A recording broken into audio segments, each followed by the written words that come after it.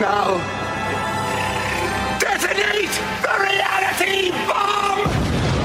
I will build a great, great wall. Some alien race to come down and threaten us. Is the singularity near? The truth is out there. The military-industrial complex. The 7 mountains of the influencers of culture. To be as gods, you know. Change has come to America. Catapult of propaganda. From a secure location on top of the ridge in the heart of the beautiful Missouri Ozarks, this is A View from the Bunker.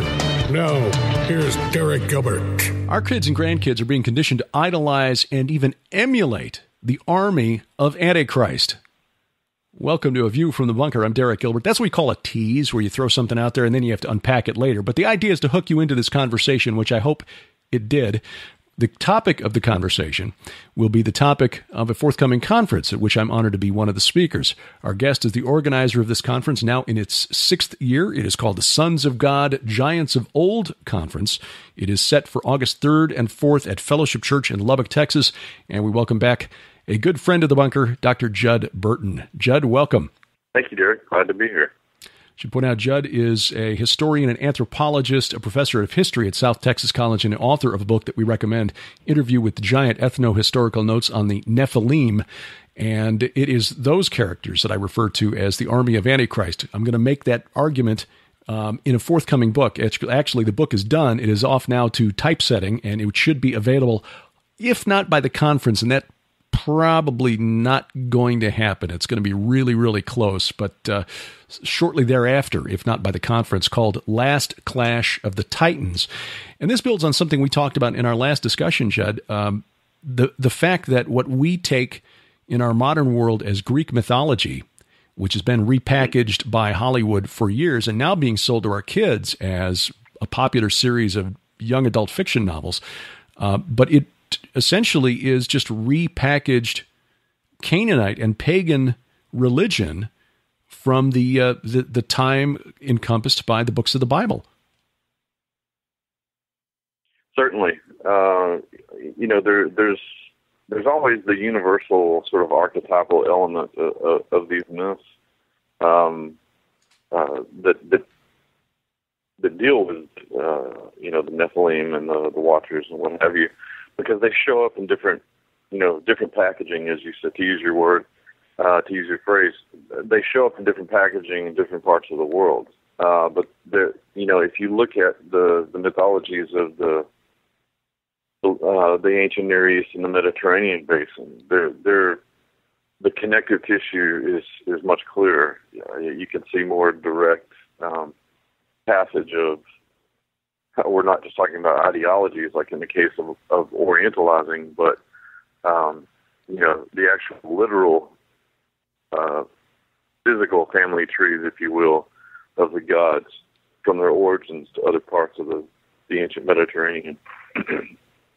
The thing that really astounded me, and I kind of stumbled onto this line of questioning. This wasn't like I went digging into research for my last book, The Great Inception, looking for something that I could establish as a brand, if you will, like, oh, Derek's the guy who talks about the cosmic mountains or whatever. It was just sort of there, and as I started digging into that and realizing, hey, wait a minute, this stuff looks a lot like this other stuff. I mean, the Canaanite rituals that summon the Rephaim. And it surprised me, first of all, and as I started pulling on that thread, it's like, wow, okay, the neighbors of the ancient Israelites knew who the Rephaim were. I wonder how far back that thread goes. And in my next book, I'll make the case, and I'm going to go deeper into that in the follow-up book for 2019 that deals with the Amorites, who were the ancestors of the Canaanites. But it struck me that you could pull on this thread and go back at least to the time of Abraham. And I looked at the etymology of the greatest of the Amorite kings, Hammurabi of Babylon, as evidence that they knew who the Rephaim were. And then pulling in research from peer-reviewed secular academic papers from guys who don't really have a theological dog in the hunt, at least not as far as I can tell. They're just looking at this as a curiosity. Oh, look at this fact. This word is derives from this word, which derives from this word. And suddenly these puzzle pieces started fitting together. So it's not just looking at a surface level, oh, well, Zeus was a storm god and Baal was a storm god, so they must be the same thing.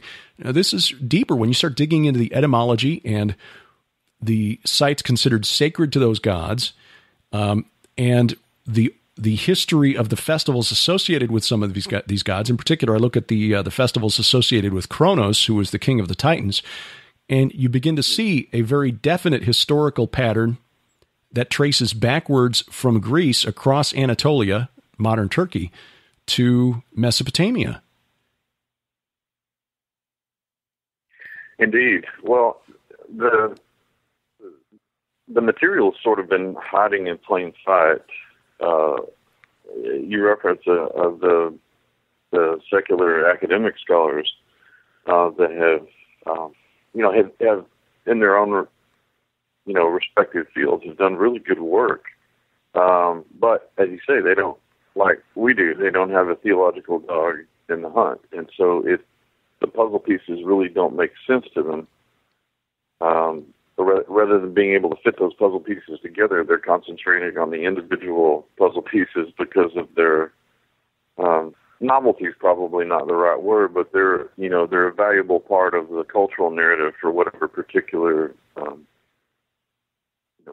civilization or culture they happen to be looking at. You've got Hittitologists and Assyriologists, and right. It gets very diffuse. The number of specializations. In ancient Near Eastern culture, or ancient Mediterranean culture, for that matter.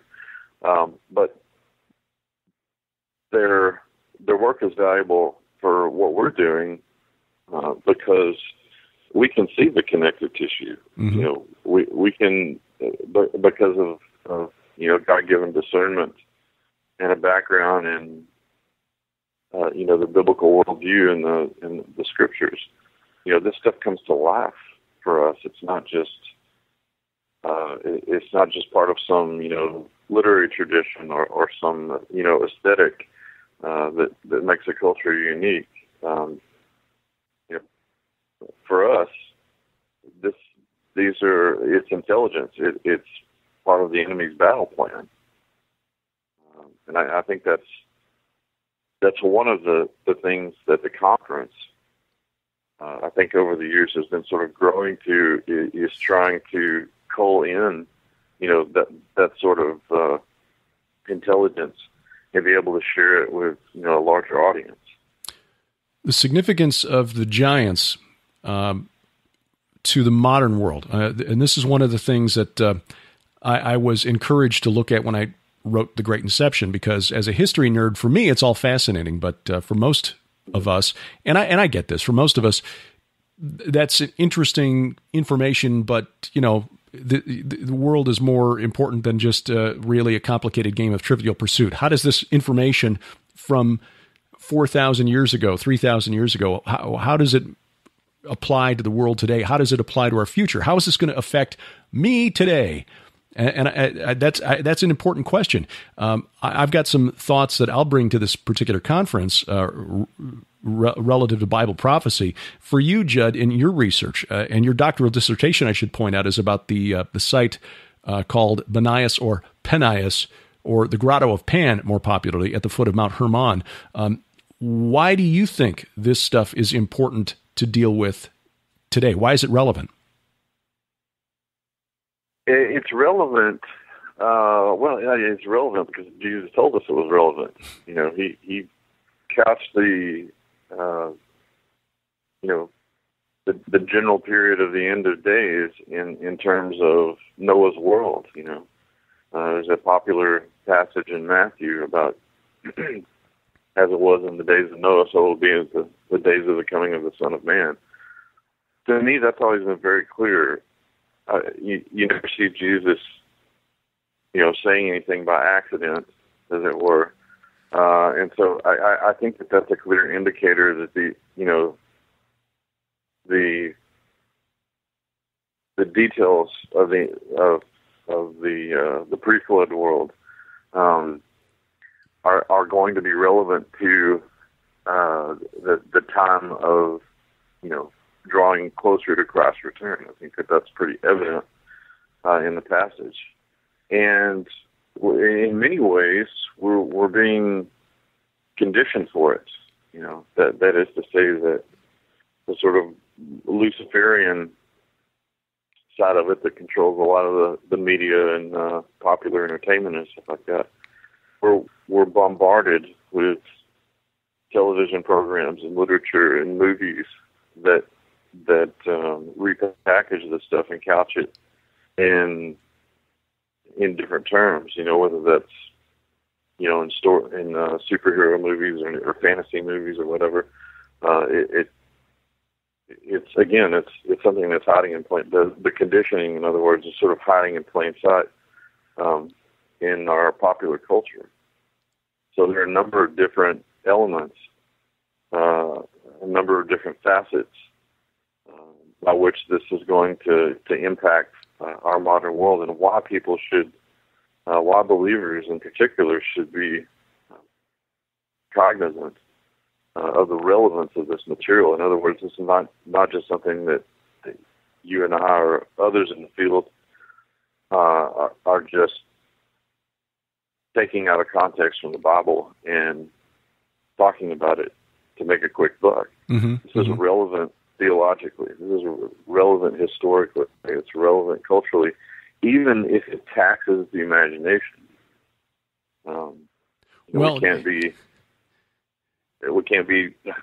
We can't censor this stuff out of the Bible so that the narrative is more comfortable for us. It simply is. Yeah, as our friend Guy Malone has said, the price of admission to this club that we call Christianity is believing that a carpenter in a remote, dusty corner of the Roman Empire 2,000 years ago literally rose from the dead. So why do we think it's supposed to make more sense from there? The thing that blew my mind in researching the forthcoming book is that there appear to be, and I make this case in some depth in the book. Of course, during a presentation, I can only give the outlines, but I think Ezekiel and Isaiah were drawing on the beliefs of their pagan neighbors and saying, okay, this is what they believe, but here's what's going to happen. And they were looking at these venerated spirits who their pagan neighbors believed were ancestors, especially dead royal ancestors. That's how the Rephaim are portrayed in the Bible, too, which is why I believe they were basically saying what our Canaanite and Amorite neighbors believe to be the mighty men of renown are in fact going to comprise a component of, if not the bulk of, the end times army of the great eschatological enemy of God and Israel in the end times. So essentially, I'm going to connect the Rephaim and the Nephilim not only to Greek mythology and the hero cults of the Greeks, but to the War of Gog and Magog, which I believe is the same as the Battle of Armageddon. So that's where I think the relevance comes into play. And I think I can show that these puzzle pieces fit together pretty well. Mm-hmm. I couldn't agree more. Yeah, that's all definitely going to be a huge component of and it's not the forces of the enemy. Yeah, and to be clear, we're not talking about literally generating giants in incubation tanks or anything like that. I mean, if the spirits of the Nephilim, which was the belief of the early church, are demons, and it's certainly what the Greeks believed, although they believed the demons were friendly and helpful, then the spirits of the Nephilim are still with us today. The spirits of the giants have never left us. And so we are still contending with them in the form of demons today. So if you've got a demonic or a demonically infused or possessed army serving the Antichrist coming against Israel for the Battle of Armageddon, well, there you go. There's your army of the Nephilim. It doesn't have to be... I think looking at Bible prophecy, and I don't want to get too far afield, and I certainly want to talk a little bit more about what other speakers will bring to the table here, Judd, but I think sometimes when we look at end times prophecy, we tend to get a little too literal or naturalistic in our view. We need to find which human leader is going to be the Antichrist or Gog of Magog. Certainly we see that in certain publications, even coming out of Israel, where the rabbis there, ultra-Orthodox and Orthodox rabbis looking for Gog, are looking at Bashar al-Assad or Recep Tayyip Erdogan or even Vladimir Putin. I think we need to remember that we're dealing with a spiritual enemy here, a supernatural enemy. And yes, there will be physical, accomplices, but I think we need to look at the supernatural realm first and foremost as insofar as we are able with our natural senses. I mean, most of us don't see into that realm, and I certainly not volunteering for that kind of sight because that's frightening and horrifying. I just as soon, Lord, take me and show me the whole picture when it's over. I think that's what Ezekiel and Isaiah and the other prophets were pointing to when we get into that. I think the puzzle pieces fit together. And forgive me for dominating the conversation. I just find this topic just fascinating. No, I concur. I mean, that's why I say that we're all working with different parts of the whole in terms of our research, but I think a lot of us are coming to the independent discovery that this seems to be where those passages are pointing to. In a general sense, those are the conclusions that I've been coming to, ever since I got into this. But I'm certainly looking forward to your articulations of that in your next book. Well, and interestingly, Pastor Dan Crestman and I had a conversation yesterday morning. I talked with him, and Pastor Crestman is the pastor of Fellowship Church, which is hosting the conference August 3rd and 4th, and we came to the same conclusion, that we, independently of one another, our research is leading to the same conclusion, that we're dealing with an enemy that has been with us for a very long time.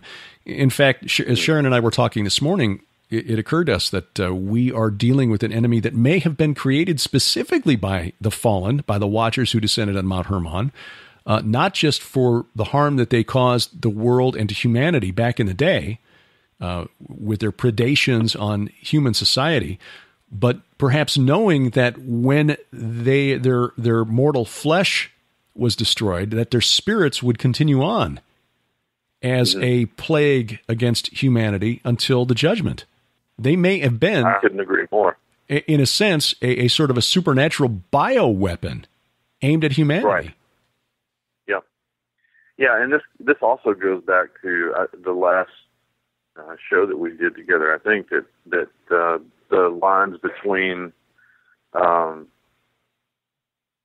supernatural and technology are basically artificial. Mm-hmm. I think the word I used was techno-sorcery. Because, and I like the description that you give it as sort of a bioweapon that was created for multiple uses. They were looking not only in terms of what damage could be done immediately, but longitudinally in the future. I couldn't agree more. So looking forward to seeing or hearing what Pastor Dan Crestman has to bring to the table. Talk about the other guests who'll be coming to the conference. And again, we're talking about the Sons of God, Giants of Old 6 conference, August 3rd and 4th in Lubbock, Texas. Dr. Gregory Reed. Greg Reed is he is the director of Youth Fire Ministries, and is a counselor and minister, and has worked in the field of counseling people who've been involved in satanic ritual abuse for literally decades. He and I met probably about 16 or 17 years ago. A friend of mine had attended one of his conferences. He was in probation and parole. And Greg was doing a law enforcement seminar, which he often does. And I read 2 of his books, Nobody's Angel, and which is sort of autobiographical about his own experiences, and also another work, Diary of a Devil Hunter, which is kind of expanded on what he'd been doing for the past few decades.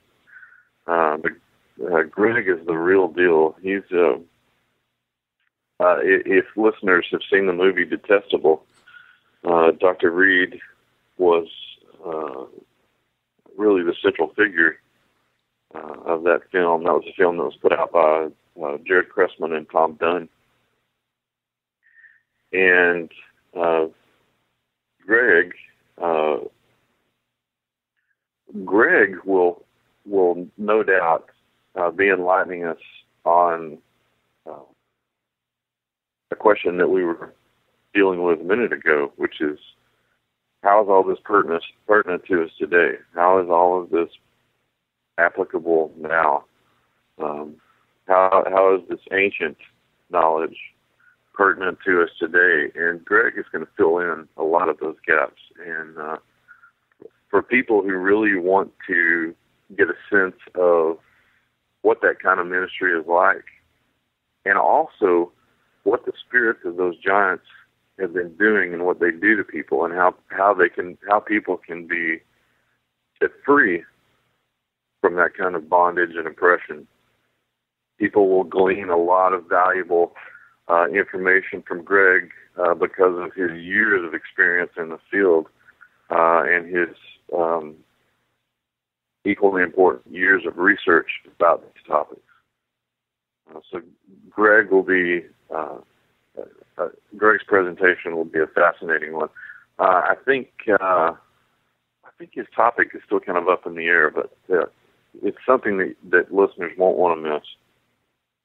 Well, again, that's even more, I think, immediate than the talk that I'll give, which is going to deal with end times prophecy and its connection to these venerated dead gods of old. But it's the type of work that Russ Dizdar has been doing, which is dealing with victims of satanic ritual abuse and demonic possession and oppression. Of course, that's where the rubber meets the road in the spiritual war, is exactly dealing with people who are contending with these spirits right now. For them, this war is very real and very immediate. And again, if the theory is correct that the origin of the spirits are these miscegenated giants created by the Nephilim, by the Watchers rather, then we are dealing still with the fallout of that sin that began on the summit of Mount Hermon.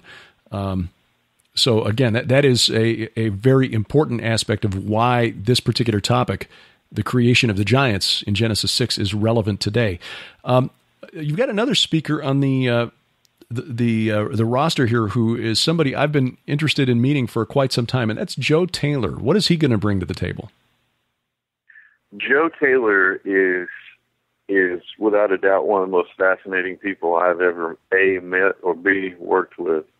Joe is a veteran field paleontologist and archaeologist. He's also the curator of the Mount Blanco Fossil Museum in Crosbyton, Texas, which is just down the road from Lubbock. Joe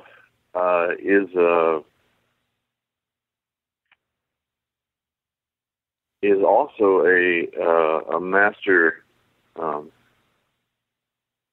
bone caster, and he's done work for museums all over the country.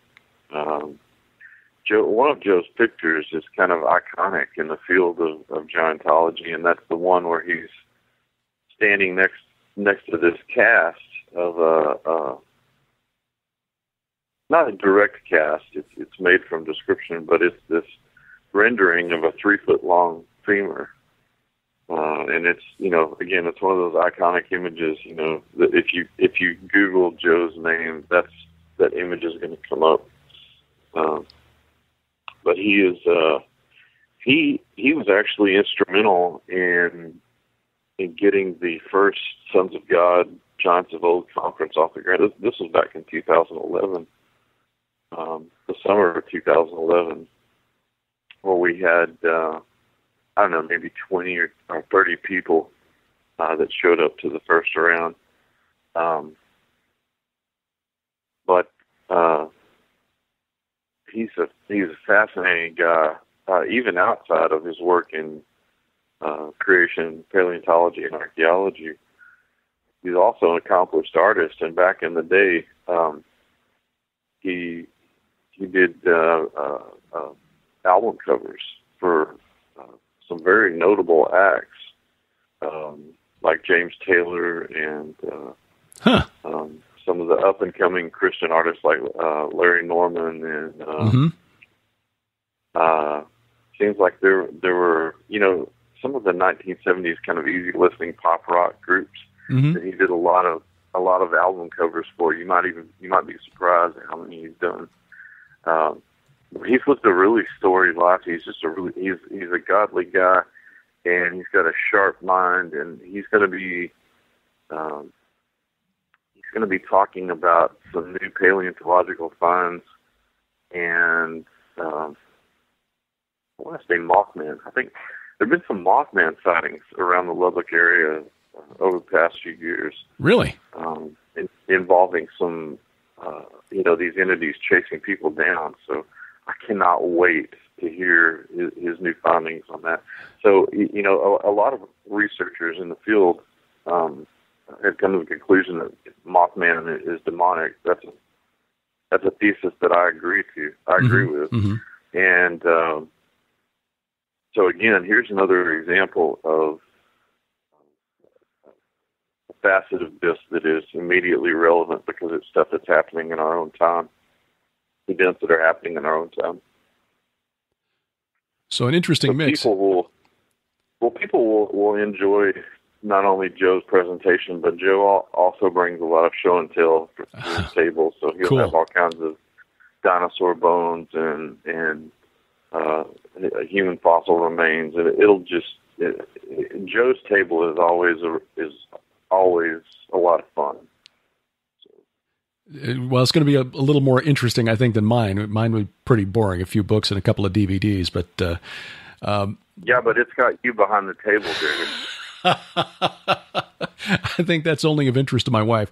Anyway, what are you going to talk about? What have you been working on, brother? Well, most of it is an extension of our last conversation, trying to articulate a science of giantology, mm-hmm. and put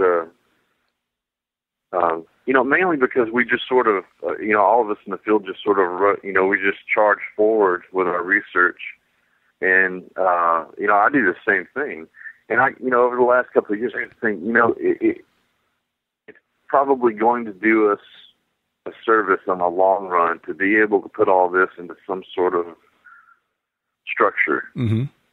some sort of tenets of a disciplinary field.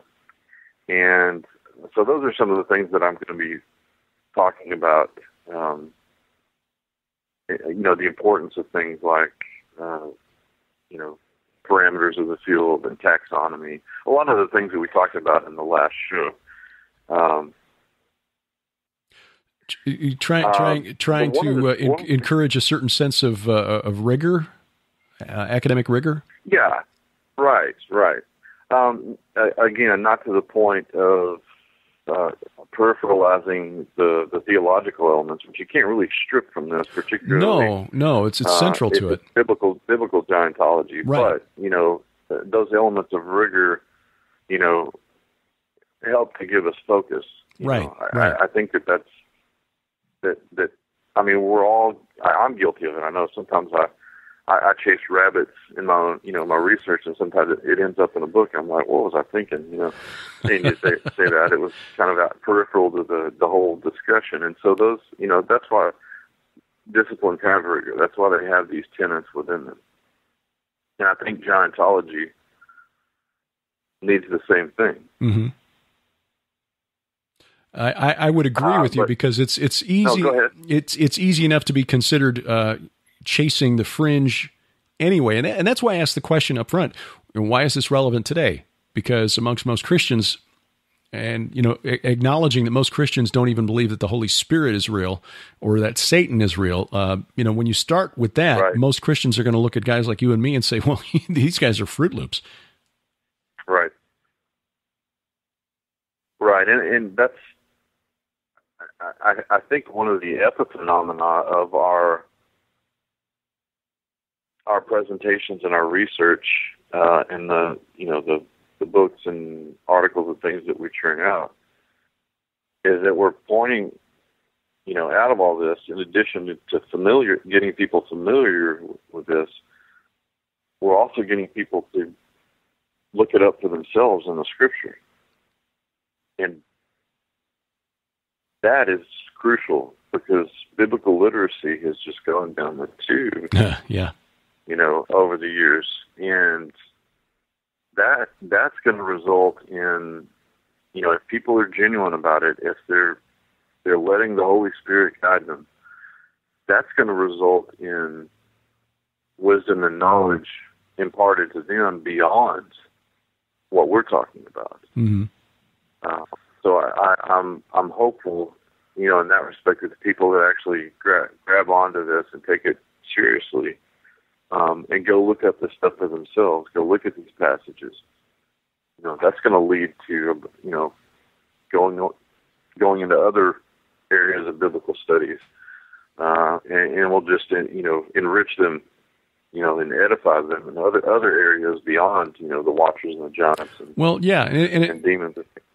And in a very practical sense, it begins to make sense of some of the difficult to understand sections of the Bible, like in the Old Testament where God says these people are to be utterly destroyed, or they're dedicated or devoted to destruction. If you come in with a biblical, with no understanding of what was going on supernaturally back then, and why there were certain groups of people that were so totally sold out to these fallen Elohim, these rebellious sons of God, that God said there is no salvation for these people, and we have to trust that in His infinite mercy, because as we read today in our study in Ezekiel 33, that God says He takes no pleasure in the destruction of the wicked, but He is just. So we have to trust that in His infinite mercy and judgment that, there's not even one amongst this group of people, like in Sodom, Lot and his family can get out, but everyone else there they're done. They're toast. There was a reason that these groups of people were devoted to destruction. It's not just that they were, that God was being capricious and genocidal. There were some spiritual, supernatural reasons that they had to be eliminated. And you don't really understand that unless you understand the deeper context of what was going on in the rebellion in the spirit realm, and how ultimately wicked, how that was manifest in the physical realm. I mean, the things that you read in the books of Leviticus and Deuteronomy, and parents, don't read some of those sections out loud in front of your children. Things that God was telling the Israelites not to do weren't things that God was inventing just to create rules to put limits on behavior. These are things that the Canaanites, and God says so in Moses, because these are the things that the Canaanites are doing that I'm driving out before you. Really perverse, debauched things that, in a family program you don't want to discuss, but that's the kind of stuff that they were being encouraged to do by these fallen rebel angels. Today, this morning, I was footnoting. Well, not footnoting. I was flagging papers for later review to possibly work on a future book on human sacrifice in the ancient world. It was all over the ancient Mediterranean, and most of it, ground zero appears to be the Levant, certainly originating with the Amorites and the Canaanites, but the Phoenicians spread it throughout the Mediterranean. There's a reason God was saying, these people have to go. The shedding of human blood was absolutely forbidden, and not only were these people engaging in it in anger. Okay, you can understand if a guy gets angry at a neighbor or wants to take his stuff, and the guy resists. Okay, you can see that resulting in a fatal confrontation. But they were sacrificing and slaughtering children. There's an article that was Biblical Archaeology Review or something like that just within the last day or so about a site in southern Turkey now, dating back to the end of the Uruk expansion period. We're talking about 3000 BC, the end of Nimrod's kingdom, or post-Babel, in other words, where a group of children apparently were sacrificed and buried in a tomb as retainers for the person who died. So, that's exactly what I was about to say. I don't mean to interrupt you, but retainer sacrifice, even, in the early phases of the Bronze Age. Well, sure, yeah, that goes back to Ur. About Egypt, and Egypt, then yes. Thousands of years later, during the Exodus period, there's that passage, which we've all sort of skipped over, where God says, "Tonight I have defeated the God of Egypt." Right, and I've executed judgments on the gods of Egypt, right. And, 100 years ago, the famous British archaeologist Sir Leonard Woolley excavated what he called the royal tombs of Ur, and found all these fabulous golden and lapis lazuli artifacts and lyres and headdresses and jewelry and things like that. And there was a tomb from a woman whose name they found from the inscription was named Puabi. And there were like 60 retainers buried with her. And Woolley painted this sort of idyllic picture where they drank a soporific and just drifted off to sleep, where they could serve their mistress in the afterlife. Except that a few years ago, a team from the University of Pennsylvania exhumed, or rather got some of those skeletons out of storage and checked and found they'd been bashed in the back of a head with an axe. Yeah, that's the thing. I this is my suspicion, both as a believer and an archaeologist, is that we're going to find more and more evidence that whatever kind of right. Well, particularly retainer sacrifices that we thought before were these docile sorts of you drink this potion and you just die in your sleep or whatever. We're going to find that there's not only violence at work, but ritual violence. Exactly. And there are other stories that have come out recently for people who've been paying attention. A site in Peru where they found like 40, and they said, well, this is the largest sacrificial site ever discovered. Well, yeah, except for the Tophet at Carthage, which had something like 25,000 infant burials and urns after they'd been burned to the god Baal Haman. And the Tophet, they've not found the Tophet at Jerusalem in the Valley of Gehenna yet, but Tophets found elsewhere in Sicily, North Africa, Sardinia, sites with ritual sacrifice in ancient Mesopotamia, again, the Peru, and then a discovery of, they discovered the Wall of Skulls that the Mexica, a branch of the Aztec Indians, had set up at their temple in the center of what is now Mexico City. They were the Mexica. They were the Aztecs. Okay, all right. And the conquistadors had written about it and said that there may be as many as 150,000, 130,000 skulls in that wall. And archaeologists said, conquistadors were exaggerating. And now they found the Wall of Skulls. So look, I don't care how you try to paint this. This stuff is all evil. And it's supernaturally driven. There is no natural. Science Magazine, this blew my mind, the way they depicted this story. And this was just published last week. They saw these skulls as the seeds of regeneration, like the first fruits of a new flower. I'm like, what? The first fruits of spring? First flowers of spring was how they put it up. These skulls were like the first flowers of spring to them. What are you talking about? Well, yeah, I know, and that's been the rationale of the sciences and humanities in dealing with these sorts of finds, is to write it off as, well, we don't understand this because this was simply their culture. This is how they thought. So that gives them a get out of jail free card. A cultural get out of jail free card somehow. Poor simple savages in the 16th century. All of this violence.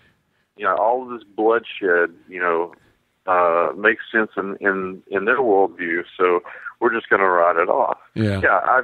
I've been reading this stuff since I was, an undergraduate. And it's always made me. At first, it just made me scratch my head, and then it just nauseated me because you really have to work at not getting desensitized to reading this, and remember that. They, like you say, they don't have a theological dog in this hunt. Right. So their findings are significant, but this rationalizing of the taking of human life on this scale and in this manner as simply a part of their worldview and religious beliefs, just. Well, and bringing us back full circle to the Watchers and their creation of the Nephilim, and I speculate on this, and I'd like your comment. Is it possible that the Watchers, who, if we identify them as the titans of Greek mythology, because like the Watchers, who were, according to Peter and Jude, confined in chains and gloomy darkness until the judgment, the titans of Greek mythology, likewise, with the exception of a couple notable notables like Hecate and Atlas, I guess, who were left out. Oceanus were also left out. One of the Titans who wasn't sent to the abyss, to Tartarus. But having watched their children, the Nephilim, destroyed by God in the flood, presumably, is it possible that they still wield some influence on the earth today and that they have inspired humanity for thousands of years to take the lives of our own children and each other as a sort of revenge against our Creator? I think so. I believe so. And this is a conversation I've had with a number of researchers. I think so. I think that, and this may also be something that explains the second incursion after the flood, I sort of came to this through my dissertation research. I got to tell you, man, God was really working on me in ways that I didn't even know while I was conducting that research. But the Grotto of Pan is the central shrine at Paneas, and well, you guys saw it when you went on your tour. Oh, I got to do a little preaching in front of it, brother. Yeah, I know, man. I wish I could have been there with you guys. I texted Mike that morning, and I actually invited him to the conference. He said he had another engagement, but he said that he wished that I was there. And I said nobody wishes it more than me. It would have been great to be with you guys there. But anyway, next May, brother. Next May. Next May. I'm putting it on my calendar, man. You bet. Tell you, caves became a kind of sidebar for me because I wanted to. I was curious as to why the Greeks came to the conclusion that the best shrines for Pan were to be these natural features, these auspicious caves or whatever, and they wouldn't, it wouldn't really make them that ornate. There might be some votive shrines or whatever inside and some statues or whatever, but they favored these caves. And caves, I'm sure as you come across in your research, caves in the ancient world represented openings to the underworld. Right. And I began to wonder if, because there's certainly a host of other deeds and a myriad of pantheons that are also associated with caves. And I began to wonder if the Titans, or whatever appellation you want to give them, the Titans in Greek mythology, watchers or whatever, were imprisoned in the underworld. Would it be possible if, since there would ostensibly be ceremonies conducted to gods that were revered in caves, would it be possible that those rites were communications with the watchers of the Titans?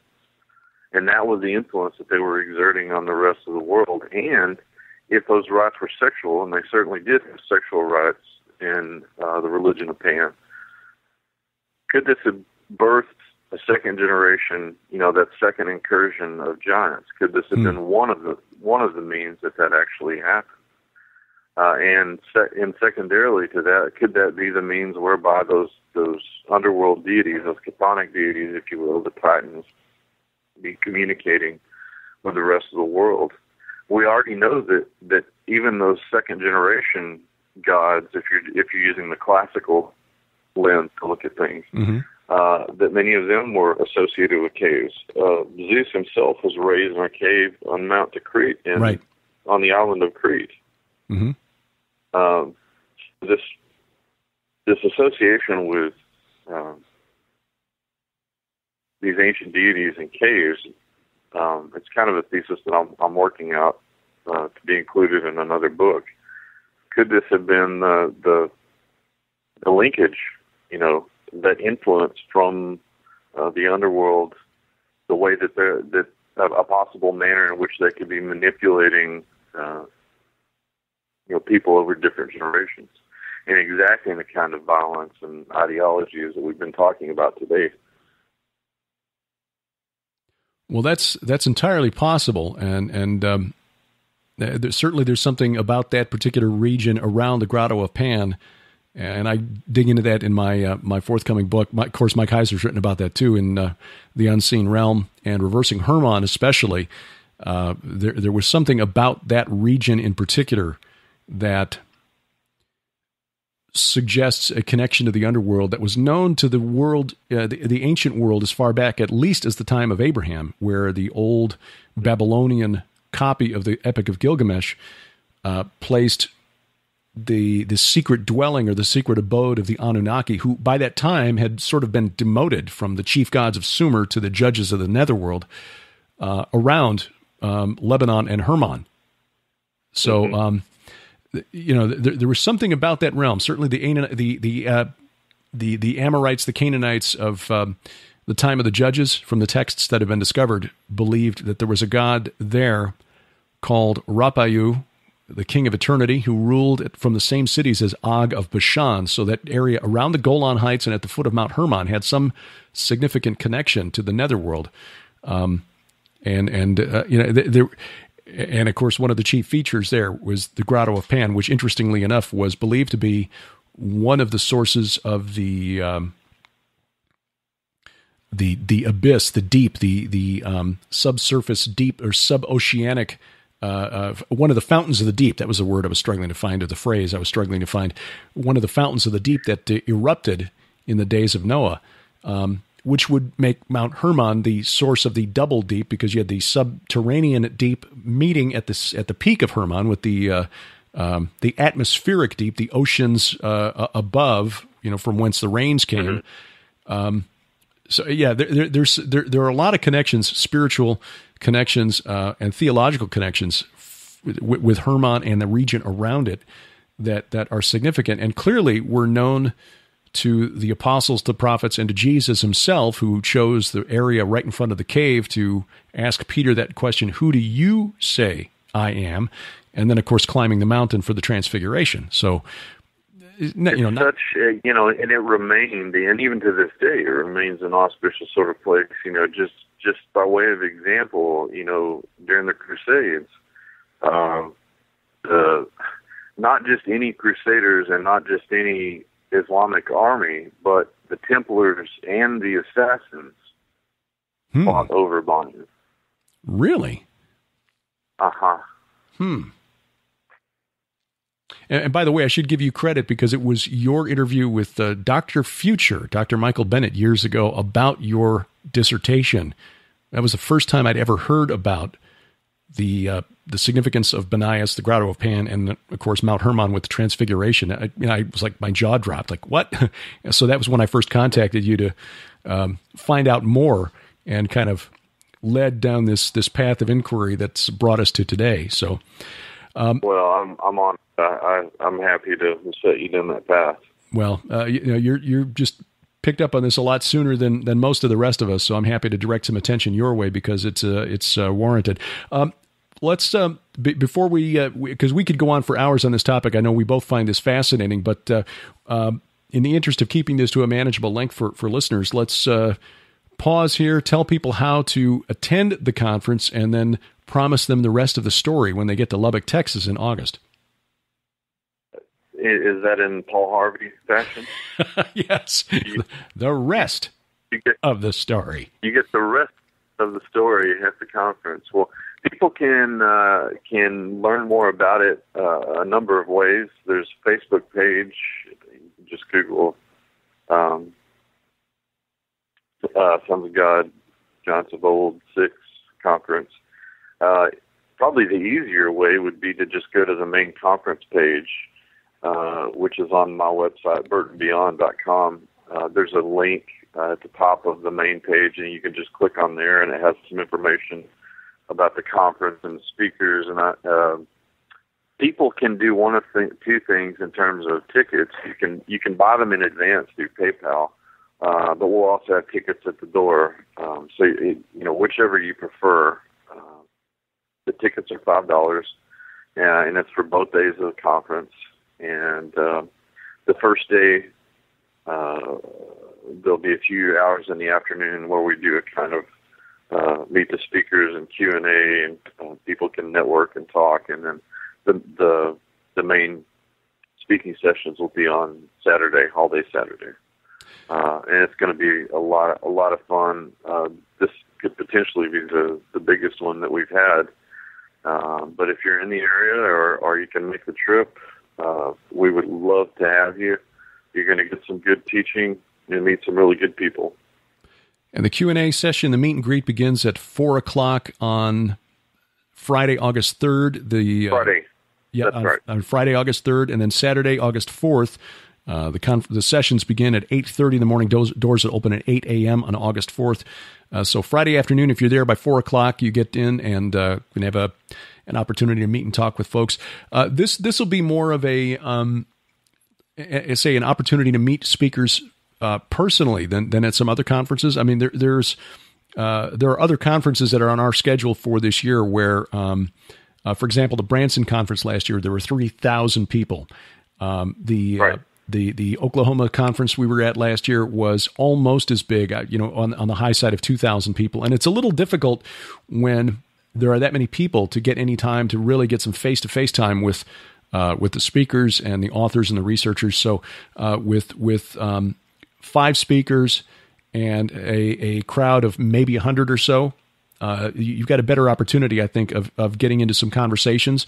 So again, August 3rd and 4th, Friday afternoon, a meet and greet. The sessions will be all day Saturday, and registration is only, $5? That's it. I thought that was a typo.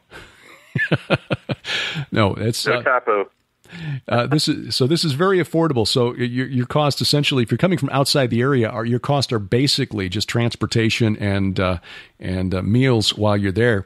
And this is a real blessing. And I, for one, really looking forward to it because, again, this material very top of mind for me right now since I just completed the final edits on the manuscript on Friday of this week. So just had gone through it again and looking forward to sharing the results of the research.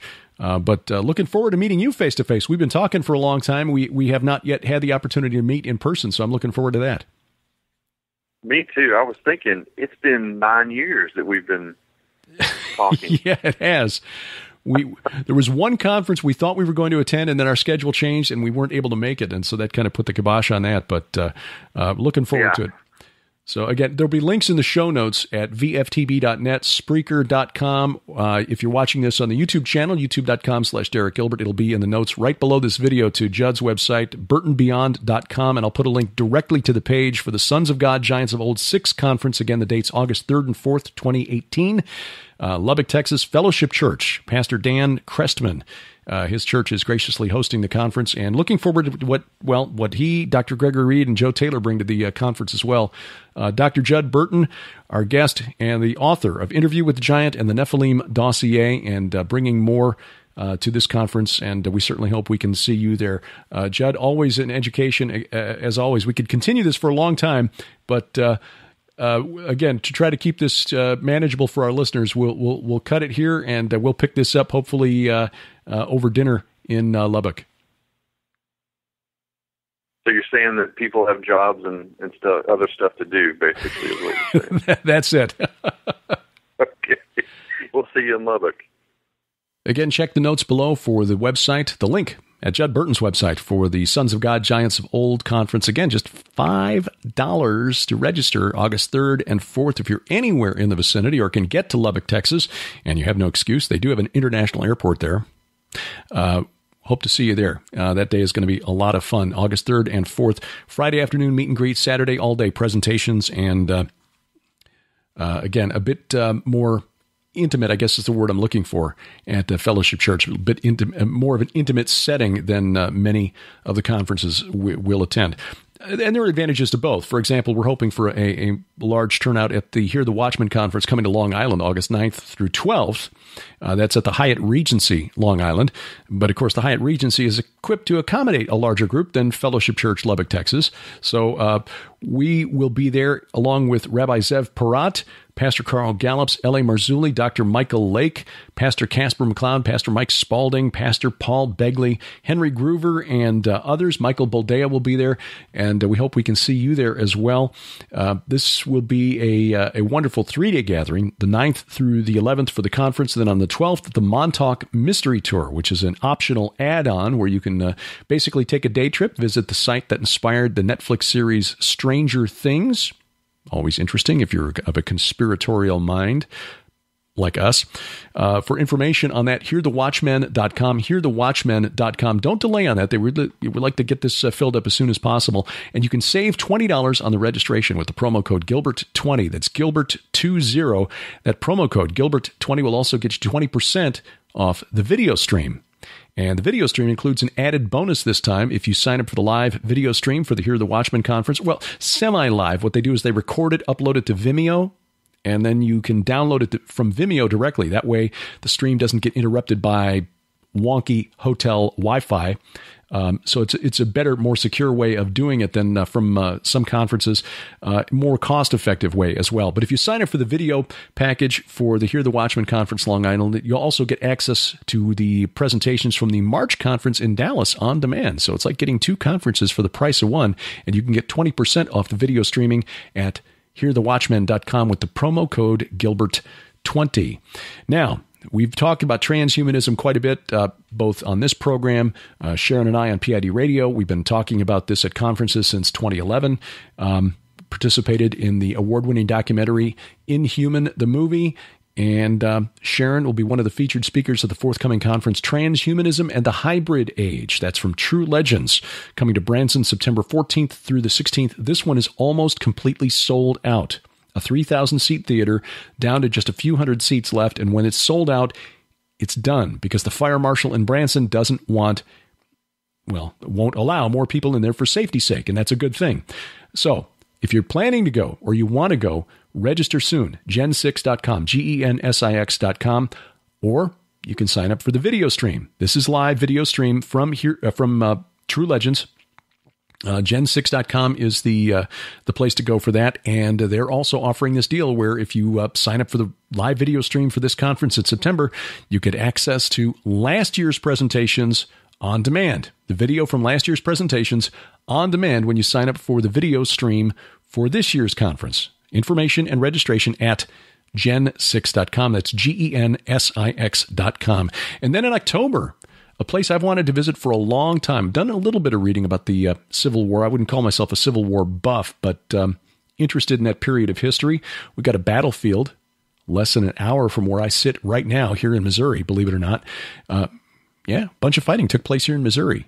Didn't realize that until not long ago, which shows what I'm saying is that I'm not an expert on the Civil War, but Gettysburg's certainly one of the most famous battles of the Civil War, if not one that turned the tide. And that is the site of the East Coast Prophecy Conference, October 18th through the 20th at the Wyndham Gettysburg. Tom Horn, one of the featured speakers.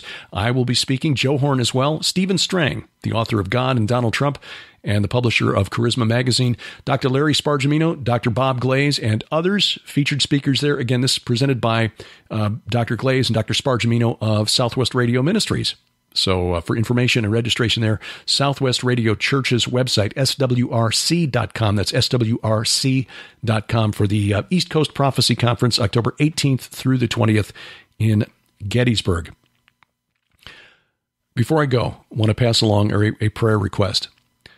A friend of ours who's been in ministry for a long time, always an interesting character, and not everybody agrees with him on everything, but he is a gentle soul and one who we dearly love as a friend, going through a time of trial right now, diagnosed with, I won't say, but just it's serious. He's hospitalized at the moment. I'm talking about Doc Marquis. He doesn't appear to be in any pain, but he's been dealing with memory issues because of a tumor in his brain. And again, not knowing the extent or the specific diagnosis, I'm not going to comment on that, except to note that friends are asking for prayer for Doc Marquis. Of course, the good news is that he knows the Lord. That's not a way to just diminish any of the worry that his friends and family have for him. It's never easy watching somebody you like or love go through a time of testing and trial like this, especially when it's physical in nature. But we are asking for prayer for our friend Doc Marquis. So if you could just remember when you come before the Lord with your petitions, just to toss in a word or two for Joseph Doc Marquis in his hour of need, and we certainly appreciate that. Please remember that we wrestle not against flesh and blood. I'm Derek Gilbert, and this is A View from the Bunker.